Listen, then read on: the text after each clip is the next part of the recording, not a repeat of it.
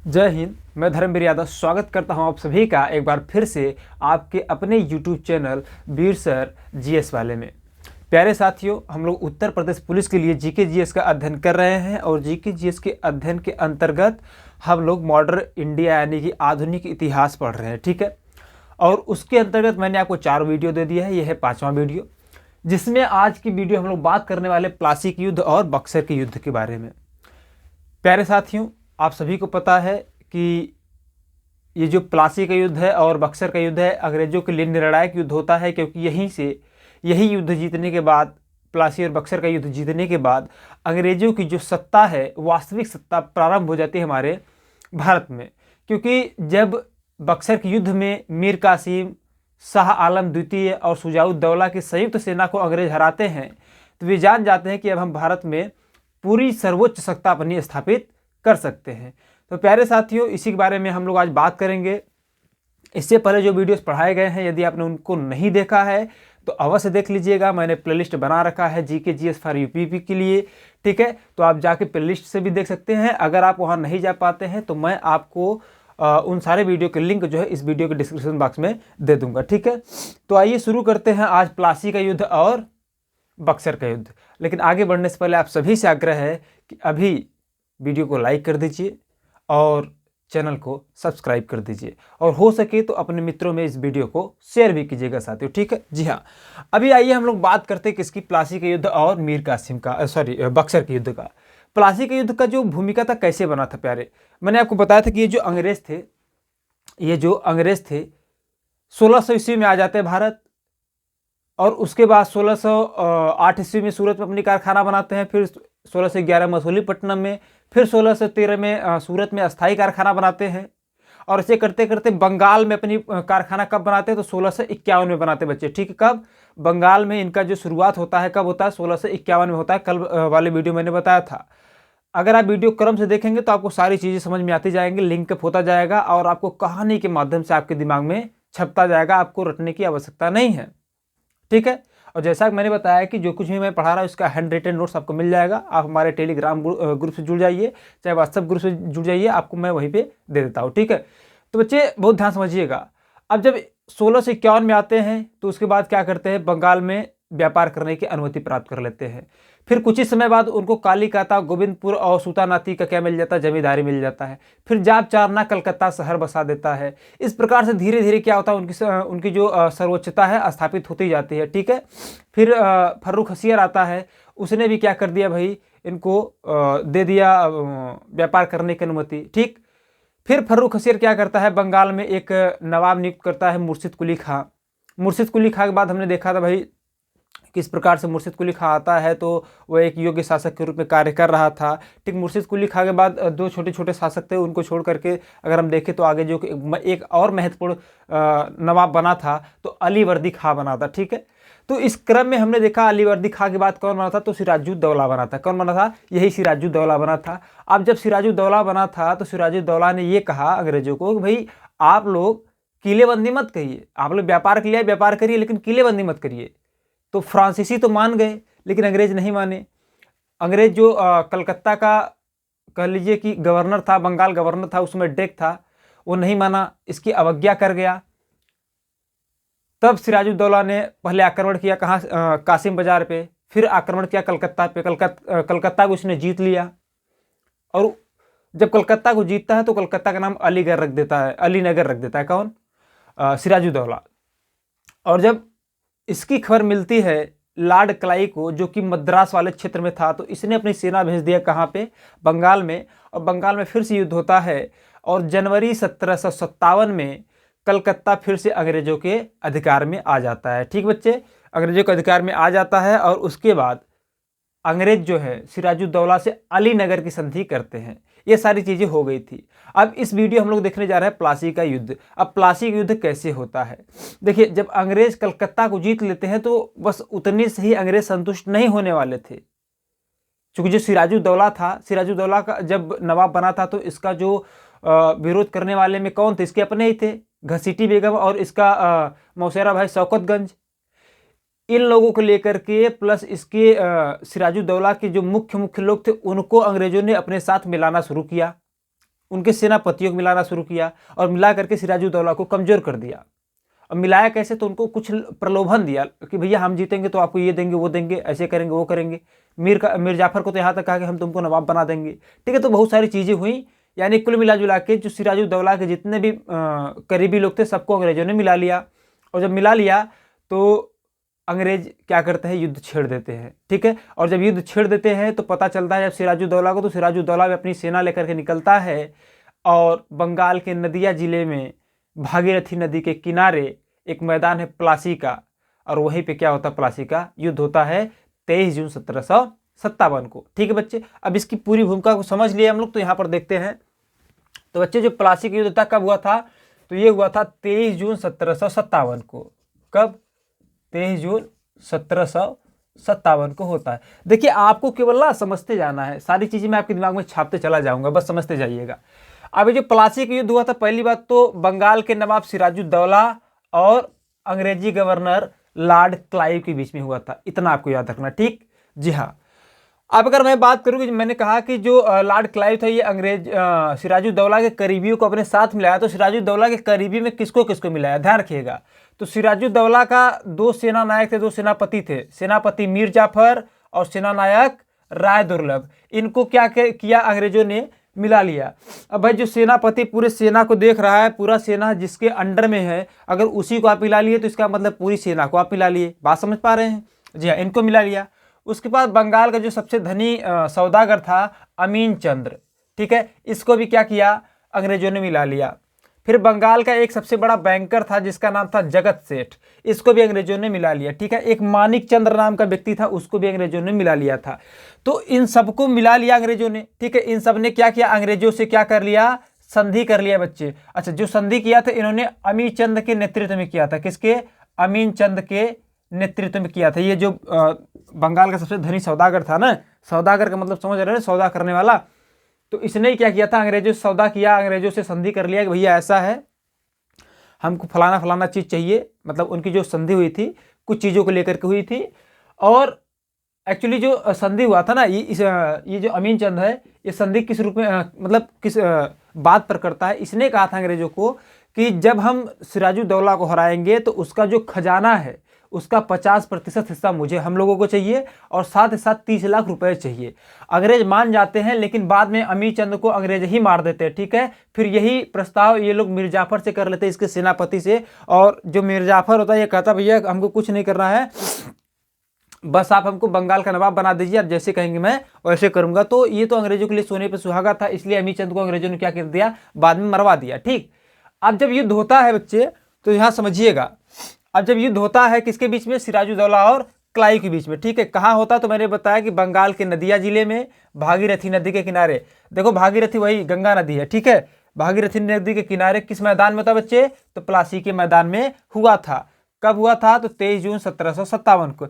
ये सारी चीजें मैंने आपको बताई, ठीक है।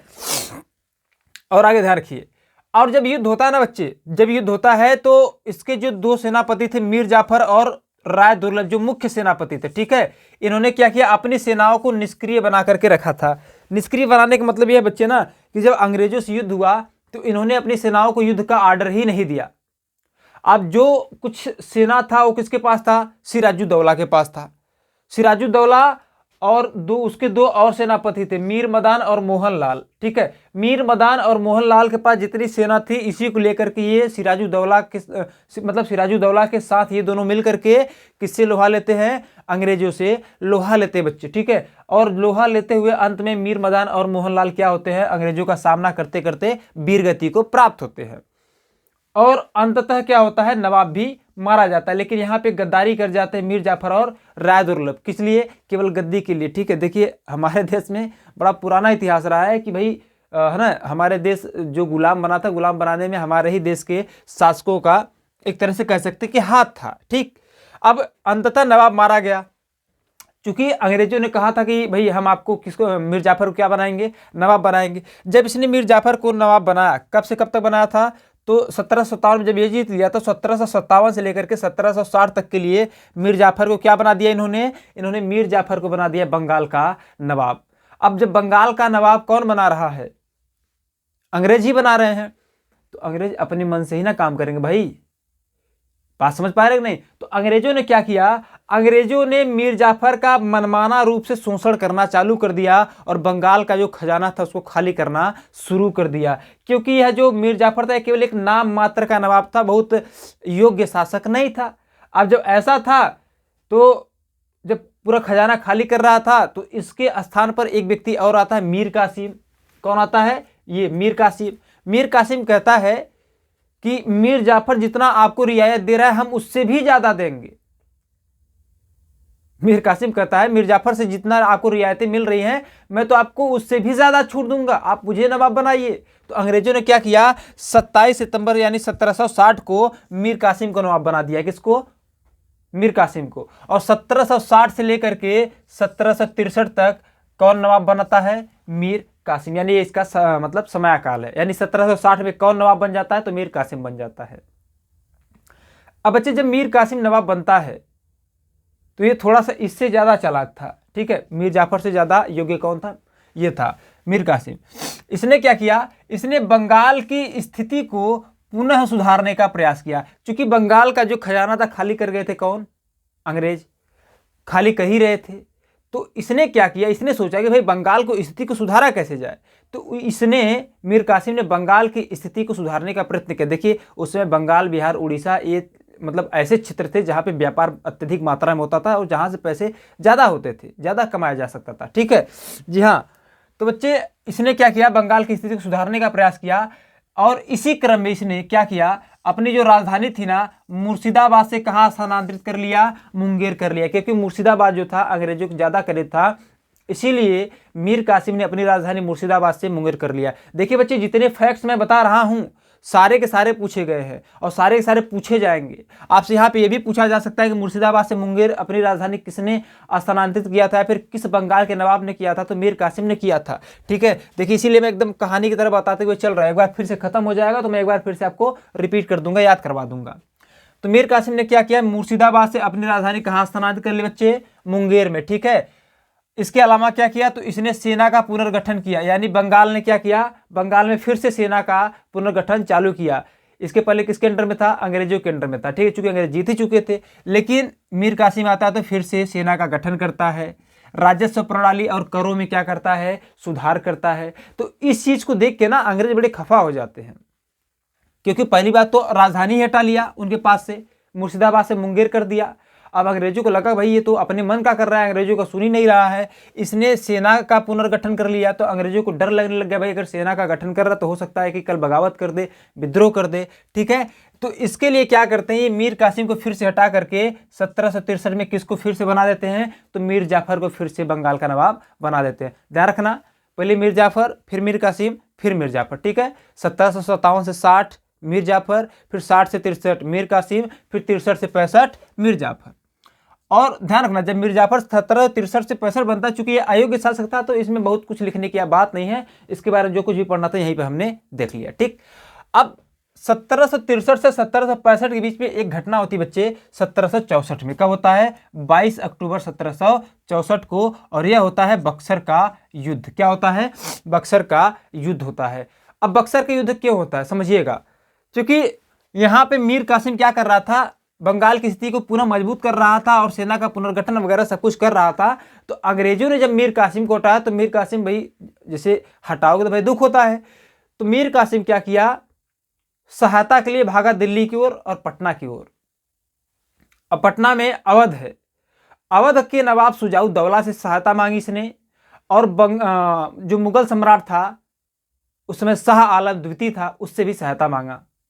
तो शाह आलम द्वितीय और अवध का नवाब शुजाउद्दौला और मीर कासिम तीनों ने मिलकर के सामना करने की सोची। किसकी? अंग्रेजों की बच्चे, किसकी? अंग्रेजों की। और जब ये तीनों सामना करते हैं तो इन तीनों का ही सामना होता है पटना के, या फिर कह लीजिए बिहार में बक्सर नामक स्थान है तो बक्सर के मैदान में होता है 22 अक्टूबर 1764 को, ठीक है। तो आइए हम लोग देख लेते बच्चे बक्सर का युद्ध, बहुत ध्यान समझिएगा।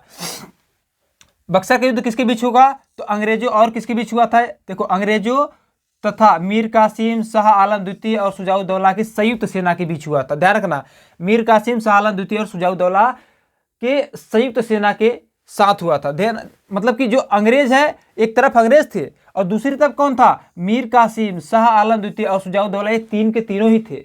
लेकिन क्या होता है बच्चे, अंग्रेजों ने इनको हरा दिया, यानी कि अंग्रेज क्या करते हैं, मीर कासिम, शाह आलम द्वितीय, शुजाउद्दौला को एक साथ हराते हैं और अंग्रेज क्या हो जाते हैं, विजयी हो जाते हैं बच्चे।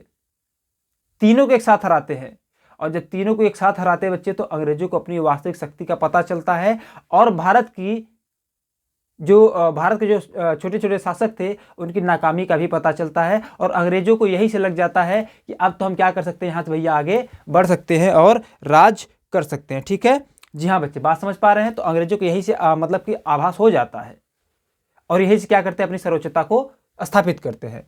तो बच्चे जब इन्होंने इन तीनों को ही हराया, ठीक है, तो उसके बाद ये जो अंग्रेज थे, मीर कासिम तो भाग गया, कि भैया हमको पकड़ेंगे तो मार देंगे। लेकिन शाह आलम द्वितीय जो कि मुगल सम्राट थे, क्या थे, ये मुगल सम्राट हैं, है ना। और शुजाउद्दौला कहाँ का नवाब था, तो अवध का नवाब था। तो शुजाउद्दौला और मुगल सम्राट से अंग्रेज क्या करते हैं, संधि करते हैं। अच्छा, यहाँ से एक प्रश्न ये पूछा जाता है कि बक्सर के युद्ध में अंग्रेजों का जो सेना था उसका नेतृत्व कौन कर रहा था, अंग्रेजों की सेना का नेतृत्व कौन कर रहा था बच्चे, तो ये कर रहा था हेक्टर मुनरो। कौन कर रहा था, हेक्टर मुनरो कर रहा था। ठीक है, जी हाँ, ये बड़ा इंपॉर्टेंट प्रश्न है, कई बार ये आपसे पूछा जा चुका है कि बक्सर के युद्ध में अंग्रेजों की सेना का नेतृत्व कौन कर रहा था, तो हेक्टर मुनरो कर रहा था। अब जब ये जीत लेते हैं तो भारत में ब्रिटिश शक्ति का प्रारंभ इसी जीत से होता है। मैंने बताया कि जब ये तीनों को एक साथ हरा देते हैं तो इनको भाई पता चल जाता है कि हम लोग कुछ भी कर सकते हैं। ठीक है, और यहीं से क्या करते हैं, अपनी सर्वोच्चता को स्थापित करने का कोशिश करते हैं अंग्रेज, यहीं से। अब जीत लिए हैं, मीर कासिम भाग गया, बचे शाह आलम द्वितीय और शुजाउद्दौला, तो इन दोनों से अब संधि होता है।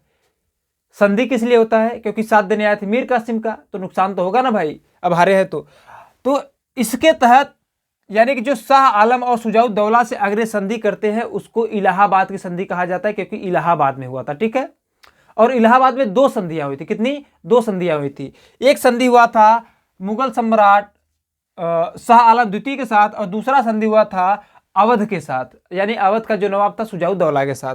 तो ध्यान देना बच्चे, इलाहाबाद की प्रथम संधि, इस पर फोकस करना। ठीक है, ये हुआ था 12 अगस्त 1765 को। कब हुआ था, 12 अगस्त 1765 को। ठीक है, तो बच्चे ये जो इलाहाबाद की प्रथम संधि थी ये किसके बीच हुआ, अंग्रेज और मुगल सम्राट शाह आलम द्वितीय के बीच हुआ था। क्लियर। अच्छा, जब इसमें हुआ तो इस संधि के तहत हुआ क्या, तो इस संधि के तहत बच्चे सबसे पहला बात अगर देखें तो शाह आलम द्वितीय यानी मुगल सम्राट को क्या क्या मिला, कड़ा एवं इलाहाबाद के जिले मिले। अब कहेंगे भैया मुगल सम्राट को मिल रहा है, इसको तो जाना चाहिए। हाँ, तो गया, बहुत कुछ गया, और इसको जो कड़ा और इलाहाबाद मिला ना, अंग्रेजों ने अपने पास से थोड़ी दिया। अंग्रेज इतने चालाक थे कि अंग्रेजों ने ये कड़ा और इलाहाबाद किससे मांग करके दिया, ये शुजाउद्दौला से मांग करके दिया। किससे, शुजाउद्दौला से मांग करके किसको दिलवा दिया, मुगल सम्राट शाह आलम द्वितीय को। ठीक है, अभी पूरा देखिए, अच्छे से देखेंगे तब समझ में आएगा। शाह आलम को तो क्या मिल गया, कड़ा और इलाहाबाद मिल गया। ठीक है, इसके पहले कड़ा और इलाहाबाद किसके अंडर में था, तो अवध का जो नवाब था शुजाउद्दौला उसके अंडर में था। लेकिन अंग्रेजों ने शुजाउद्दौला से छीन के किसको दे दिया, मुगल सम्राट शाह आलम द्वितीय को दे दिया। शाह आलम द्वितीय को कड़ा और इलाहाबाद दिया, लेकिन इन्होंने शाह आलम द्वितीय से लिया क्या, तो शाह आलम द्वितीय से बंगाल, बिहार और उड़ीसा की दीवानी अस्थायी रूप से अपने पास रख लिया, यानी अंग्रेजों के पास हो गया। यानी कि जो बंगाल और बिहार और उड़ीसा था इसकी दीवानी अंग्रेजों ने अपने पास हमेशा हमेशा के लिए रख लिया। भैया हम जब चाहेंगे जैसे चाहेंगे वैसे करेंगे, हमारा मतलब हमसे तुझसे मतलब, भाई मैंने जीता है, मैं तुमसे अपनी मर्जी से संधि करूंगा।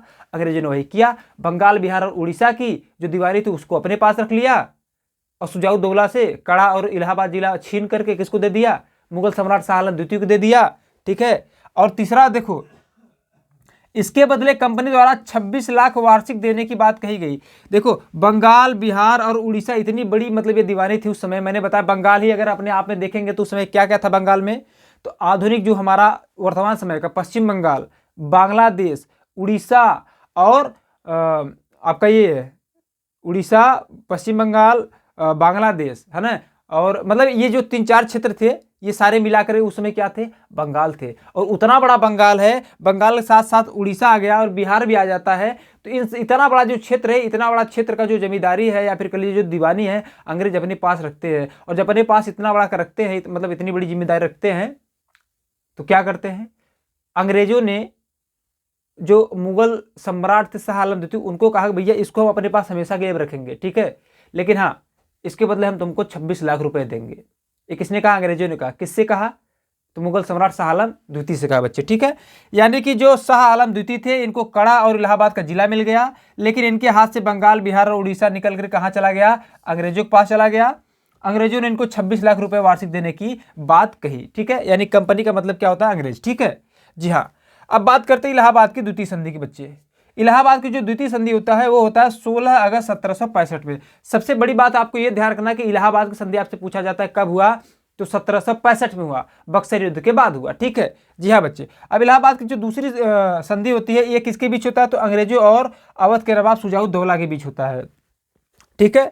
इसमें क्या होता है, शुजाउद्दौला द्वारा कड़ा एवं इलाहाबाद जिला मुगल सम्राट को दिया गया। किसने दिलवाया, अंग्रेजों ने दिलवाया, ठीक है। यानी कि इनके हाथ से कड़ा और इलाहाबाद निकला। उसके बाद क्या हुआ, क्षतिपूर्ति के रूप में कंपनी को 50 लाख रुपए देना पड़ा।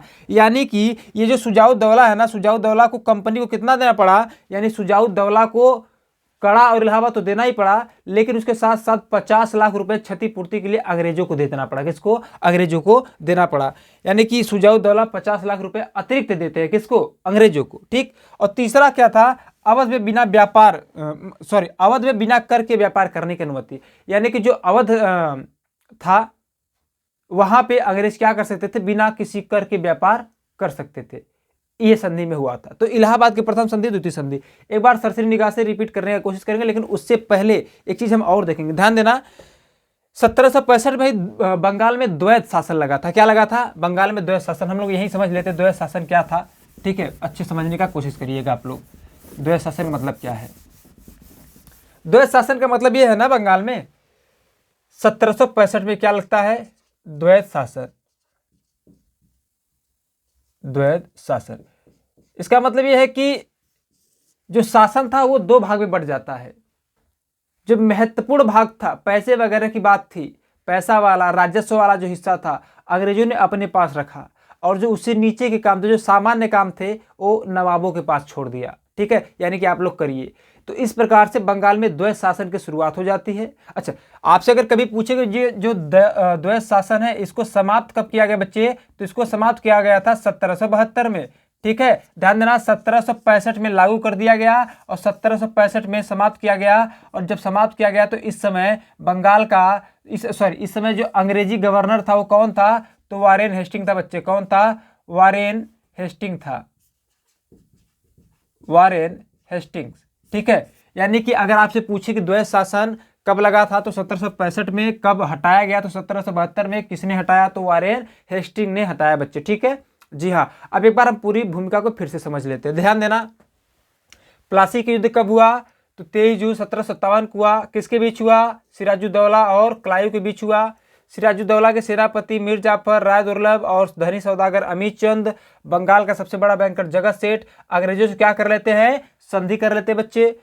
ये जो युद्ध होता है कहाँ होता है, बंगाल के नदिया जिले में भागीरथी नदी के किनारे प्लासी के मैदान में होता है। कब होता है, 23 जून 1757 को होता है। इसमें मीर जाफर और राय दुर्लभ ने सिराजुद्दौला को धोखा दिया और अपनी सेनाओं को निष्क्रिय बनाए रखा।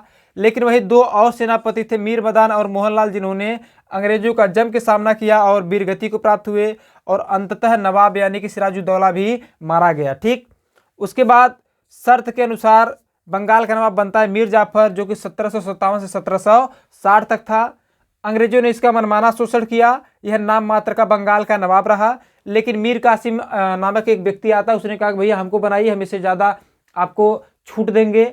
तो मीर कासिम को क्या बना दिया जाता है भैया, मीर कासिम को बना दिया जाता है बंगाल का नया नवाब। 1760 से 1763 तक मीर कासिम रहता है। लेकिन इसने क्या किया, जब ये शासक मतलब बंगाल का नवाब बनता है तो बंगाल की स्थिति को फिर से सुधारने का कोशिश करता है। अंग्रेजों का मतलब नई सेना का पुनर्गठन करता है, राजस्व व्यवस्था में सुधार करता है, और सबसे बड़ी बात कि अपनी राजधानी जो था मुर्शिदाबाद से मुंगेर स्थापित कर लेता है। तो अंग्रेज इसको फिर से हटा करके किसको बना देते हैं, मीर जाफर को बना देते हैं। तो मीर जाफर 1763 से 65 तक था, ठीक। लेकिन जब मीर कासिम को हटाते तो मीर कासिम कहाँ भाग के जाता है? मीर कासिम भाग के जाता है अवध के नवाब शुजाउद्दौला के पास, यानी बिहार की तरफ, पटना की तरफ, उसके बाद दिल्ली की तरफ, दिल्ली का जो यानी कि मुगल जो सम्राट था शाह आलम द्वितीय के पास। तो शाह आलम द्वितीय और शुजाउद्दौला की मदद लेकर मीर कासिम आता है, अंग्रेजों से लड़ाई करता है। लड़ाई कहाँ होती है? तो बिहार के बक्सर नामक स्थान पर। तो बक्सर के मैदान मतलब कि जो बक्सर है वहाँ पे एक मैदान है, ठीक है। तो बक्सर की लड़ाई होती है बच्चे कब? 22 अक्टूबर 1764 ईस्वी को होता है, जिसमें अंग्रेज जीतते हैं। और अंग्रेजी सेना का नेतृत्व कौन कर रहा था? हेक्टर मुनरो कर रहा था। तो हेक्टर मुनरो ने मीर कासिम, शाह आलम द्वितीय और शुजाउद्दौला तीनों को एक साथ हराया। मीर कासिम भाग गया, फिर शुजाउद्दौला और शाह आलम द्वितीय के साथ क्या होता है? अंग्रेज संधि करते हैं, और इस संधि को इलाहाबाद की संधि कहा जाता है।